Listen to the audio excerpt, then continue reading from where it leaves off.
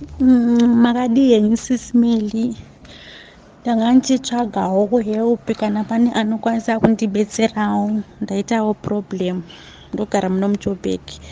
So some 4 months ago I got involved nema-loan sharks.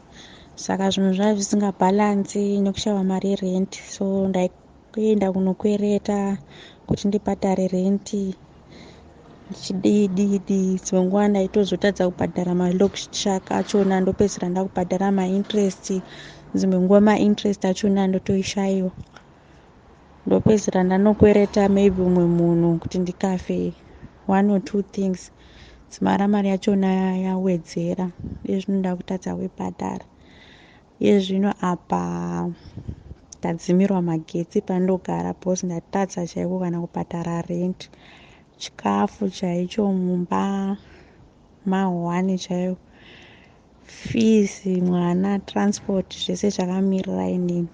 Saka ndanga ndichito kana pane anokwanisawo kundibetserawo with anything ndikwanise kukavha zvikwereti zvandinazvo. Because handisisina kana peace. Zvinhu zvese like amhenu zvazvakutoita like ndiri pamahwani chaipo. Kutouya kwamuri zvitoreva kuti ndatopererwa chaiko. Ndapererwa. Hakusisina kumwe kwandokwanisa kuenda.